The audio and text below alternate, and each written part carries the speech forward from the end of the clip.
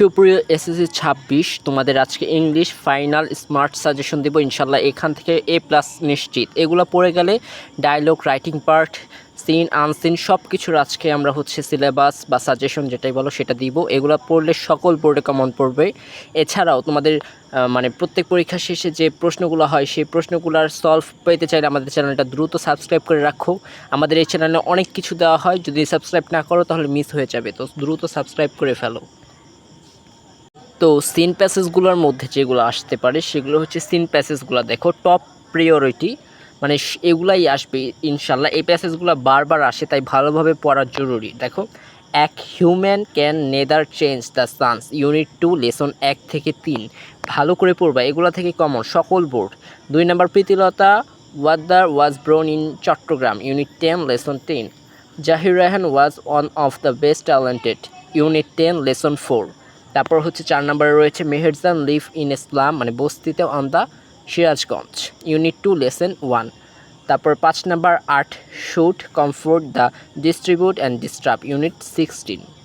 তারপর 6 নম্বর গ্রাফিটি, এটা বললাম আসতে পারে যেহেতু একটু নতুন, সো এটা এই গ্রাফিটিটা এবার আসতে পারে। Graffiti potency lies in its subversive, কি লিখছে সাবভার্সাইভ, আচ্ছা, ইউনিট 13 লেসন 1। আচ্ছা, তারপর 7 নম্বর রয়েছে there are very demographic factors that, এটা কত ইউনিট বলে নাই নাকি। 8 number the Maldives is a famous as a tourist, unit 6 lesson 1 থেকে 3।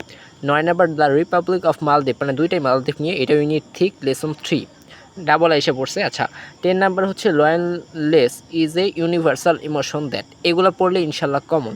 দেখো এখানে একটা টিপস দেওয়া আছে লাস্টে, যে সিন প্যাসেজ ভালো করে পড়বা, তারপর এগুলোর ভোকাবুলারি শর্ট যে আনসার এই কভার করতে হয়, ঠিক আছে। এই টিপসটা তোমরা ফলো করবা। এবার আনসিনস মোস্ট কমন থিমস, দেখো এখানে নিচেই লেখা প্রশ্ন সাধারণত নিচের ধরনের টপিক থেকে আসে। একটা বায়োগ্রাফি, যেটা জীবনী, ফেমাস পার্সোনালিটি, ইনভেনশন আবিষ্কার বা সায়েন্স টেস্ট, এবং অর্গানাইজেশন।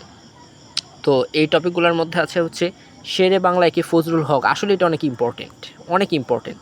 তারপরে কাজী নজরুল ইসলাম, তারপরে কি আছে দেখো নেলসন ম্যান্ডেলা, তারপরে মুন্সি আব্দুর রৌফ, এটা খুবই important. John Milton, Neil Armstrong, তারপরে চার্লস ব্যাবেজ, এটাও আসলে ইম্পর্টেন্ট। তারপরে সার্ক আর great personalities of the world.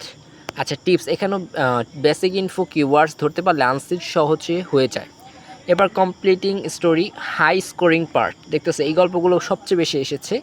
একটা কিং এবং তার হিজ গোল্ডেন টাচ, যেটা failure are the pillars of success. 3 নম্বরে where there is a will, তারপরে dividing red by a cunning monkey, slow and steady win the race, ready white can save lives, তারপর who will build the cat, and honest woodcutter, এই রুকসা পোলার, এটা বললাম খুব important.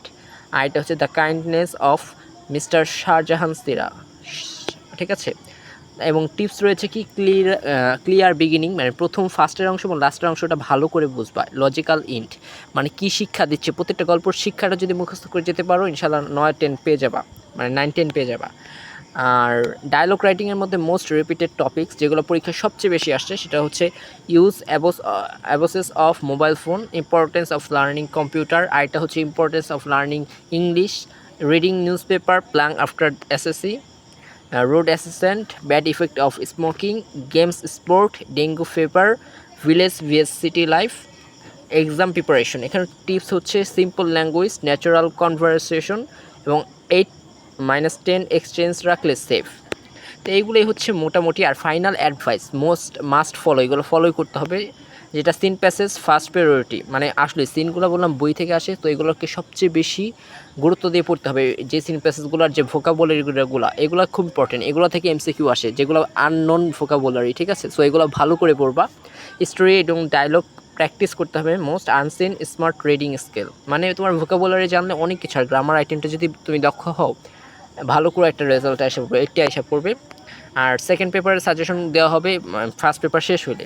এবং first পেপারে যে বিগত মানে এবার যা ঢাকা বোর্ড, তোমার সিলেট বোর্ড, ময়মনসিংহ বোর্ডে যে প্রশ্নগুলো আসবে সেগুলোর উত্তরপত্র পেতে আমাদের চ্যানেলটা সাবস্ক্রাইব করে রাখো। ধন্যবাদ সবাইকে।